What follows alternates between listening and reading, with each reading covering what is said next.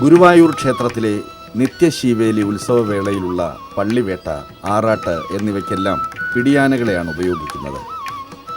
എഴുന്നള്ളത്തിനും ഭഗവാന്റെ തിടമ്പേറ്റുവാനും സാധാരണ ഗുരുവായൂരിൽ കൊമ്പനാനകളെ മാത്രമേ ഉപയോഗിക്കാറുള്ളൂ.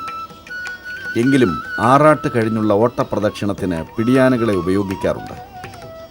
ഈ ഓട്ടപ്രദക്ഷിണത്തിൽ 11 പിടിയാനകൾ ചേരും. 11 തവണയാണ് പ്രദക്ഷിണം. ഇക്കഴിഞ്ഞ 25-ാം തീയതിയായിരുന്നു ആ ചടങ്ങ് നടന്നത്. ഗുരുവായൂർ ആനക്കൊട്ടിലിലെ നന്ദിനി എന്ന പിടിയാനയാണ് ഭഗവാന്റെ തിടമ്പേറ്റിയത്. ഗുരുവായൂരിൽ ആറാട്ടിന് ശേഷമുള്ള ഓട്ടപ്രദക്ഷിണത്തിന് മാത്രം പിടിയാനയെ ഉപയോഗിക്കുമ്പോൾ കേരളത്തിലെ തന്നെ പ്രസിദ്ധങ്ങളായ മറ്റ് 3 ക്ഷേത്രങ്ങളിൽ പിടിയാനയെ മാത്രമേ പ്രവേശിപ്പിക്കുന്നുള്ളൂ. തിടമ്പേറ്റുന്നതും പ്രദക്ഷിണവുമെല്ലാം ചെയ്യുന്നത് സ്ത്രീകളാണ്. കോട്ടയത്തെ കുമാരനെല്ലൂർ ഭഗവതി ക്ഷേത്രം, പെരുമ്പാവൂരിലെ ഇരിങ്ങോൾക്കാവ് ഭഗവതി ക്ഷേത്രം, മൂവാറ്റുപുഴയിലെ പെരുവാമൂഴി ഭഗവതി ക്ഷേത്രം എന്നിവിടങ്ങളിലാണ് പിടിയാന ചരിത്രം മാറ്റി എഴുതുന്നത്. ലക്ഷണമൊത്ത ഒരാനയുടെ ആകാരഭംഗി രമണിക്കുമുണ്ട്.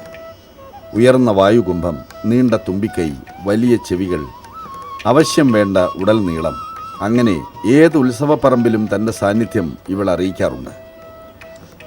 പ്രണയിക്കുവാൻ വന്നവരും വെറുതെ ഒന്ന് സൊള്ളാൻ വരുന്നവരും നേരിട്ട് പറയാനാകാതെ കണ്ണുകളിലും ചലനങ്ങളിലും പ്രണയഭാവങ്ങൾ ഒളിപ്പിച്ചു വച്ചവരുമെല്ലാമായിട്ട് ഈ ജീവിതത്തിനിടയിൽ ധാരാളം പേരെ രമണി ഇതിനകം കണ്ടുകഴിഞ്ഞു.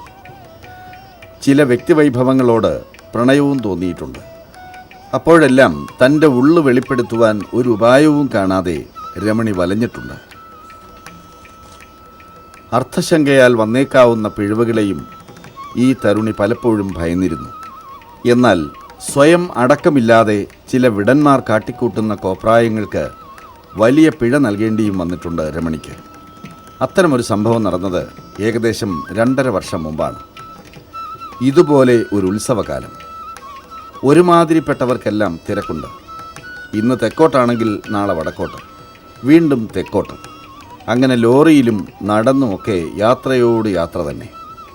ഓരോ ഉത്സവപ്പറമ്പിലും കാത്തു നിൽക്കുന്ന ആരാധകർ, കഴിഞ്ഞ വർഷം കണ്ടുപിരിഞ്ഞ ശേഷം വീണ്ടും കാണുന്ന ചങ്ങാതിമാർ, അവരോട് ഒരു ചെറിയ കുശലാന്വേഷണം, പിന്നെ ഒരു തലോടൽ, കിട്ടിയ പനമ്പട്ടയോ ശർക്കരയോ പഴമോ ഒക്കെ കൈമാറൽ. അങ്ങനെയുള്ള ഒരു യാത്രയുടെ തുടർച്ചയെന്നോണമാണ് രമണിയും പാപ്പാനും ഹരിപ്പാട്ടെത്തുന്നത്. ഈ ലോകത്ത് ഏതൊരു പെണ്ണിനും ഏത് നിമിഷവും വന്നു ചേരാവുന്ന ആപത്തുകളിലൊന്ന് ഇവിടെ രമണിയെയും കാത്തിരുന്നു. നമ്മുടെ കൊച്ചു കേരളത്തിൽ ഒരു സ്ത്രീയും സുരക്ഷിതയല്ലെന്ന് രമണിക്ക് നേരിട്ട് ബോധ്യമായ അനുഭവമായിരുന്നു അത്. ഗോവിന്ദച്ചാമിമാർ എപ്പോൾ എവിടെ വെച്ചാണ് പ്രത്യക്ഷപ്പെടുകയെന്ന് ആർക്കും പ്രവചിക്കാൻ സാധിക്കുകയില്ല. ഈശ്വരാധീനം കൊണ്ട് മാത്രം തലനാരിഴയ്ക്ക് രക്ഷപ്പെടുകയായിരുന്നു രമണി. എത്രയോ ഉത്സവപ്പറമ്പുകളിൽ പോയിട്ടുള്ളതാണ്. എത്രയോ ഗജവീരന്മാരുടെ അടുത്ത് യാതൊരു പ്രകോപനവും കൂടാതെ നിന്നിട്ടുള്ളതാണ്. എന്തെങ്കിലും സംഭവിച്ചിട്ടുണ്ടോ? ഇല്ല. നാളിതുവരെ അത്തരം ദുരനുഭവങ്ങളൊന്നും ഉണ്ടായിട്ടില്ല. അതെ, ഈ തോന്നലാണ് പ്രശ്നം. അതുതന്നെയാണ് രമണിക്കും സംഭവിച്ചത്. മുയൽക്കുഞ്ഞിനെ പോലെ ഇരിക്കുന്ന ആൾ ഏത് നിമിഷമാണ് ചെന്നായയായി മാറുന്നതെന്ന് ആർക്കറിയാം? ആളും ആരവവും ഒന്നും ഇത്തരക്കാർക്ക് ഒരു വിഷയമല്ല. അവർ അവരുടെ കാടത്തം പുറത്തെടുക്കും. രമണിയുമായി തട്ടിയും മുട്ടിയും സൊറ പറഞ്ഞുമൊക്കെ നിൽക്കുകയായിരുന്ന പഴയ കല്ലറ കണ്ണൻ എന്ന കൊമ്പന് അല്ലെങ്കിൽ പിന്നെ അപ്പോൾ അങ്ങനെ തോന്നേണ്ട വല്ല കാര്യവുമുണ്ടോ? എത്ര പെട്ടെന്നാണ് മനസ്സിൻ്റെ മലക്കം മറിച്ചിലുകൾ സംഭവിക്കുന്നത്. അതെ, ഒരു നിശ്ചയവുമില്ല ഒന്നിനും. പഞ്ചവാദ്യവും താലപ്പൊലിയും പുഷ്പവൃഷ്ടിയുമെല്ലാം നടക്കുന്നതിനിടയിലെ ഏതോ ഒരു നിമിഷം രമണി താലപ്പൊലിയുമായി പോകുന്ന കൊച്ചു കുട്ടികളെ നോക്കി നിൽക്കുകയായിരുന്നു. പൊടുന്നനെയാണ് വലതുവശത്തുകൂടി ഒരു കൊമ്പ് അടിവയറ്റിൽ പാഞ്ഞു കയറിയത്. എന്താണ് സംഭവിച്ചതെന്നൊന്നും പിന്നെ ഓർമ്മയില്ല. നില തെറ്റി മറിഞ്ഞത് മാത്രം ഓർമ്മ. 4 പാടും ആൾക്കാർ നിലവിളിച്ചും കൊണ്ട് പാഞ്ഞു. ഉത്സവപ്പറമ്പാകെ അലങ്കോലമായി. ഒരുതരം വളിച്ച ചിരിയുമായി ഒന്നും സംഭവിച്ചിട്ടില്ലാത്ത മട്ടിൽ കല്ലറ കണ്ണൻ. എണീക്കാൻ കഴിഞ്ഞിരുന്നെങ്കിൽ ഒരു പെണ്ണിൻ്റെ കൈക്കരുത്ത് അവൻ അപ്പോൾ അറിയുമായിരുന്നു. പക്ഷേ ഒന്നിനുമായില്ല. അല്പനേരം ആ കിടപ്പ് അങ്ങനെ കിടന്നുപോയി. ഒന്നും പ്രതീക്ഷിച്ചതായിരുന്നില്ലല്ലോ. പിന്നെ ആരൊക്കെയോ ചേർന്ന് പിടിച്ചുയർത്തി എണീറ്റപ്പോൾ അതാ പിന്നിൽ അനക്കമറ്റ് കിടക്കുന്ന പാപ്പാൻ. രമണിക്ക് അത് വിശ്വസിക്കാനായില്ല. ഈശ്വര, എന്താണ് ഈ കാണുന്നത്?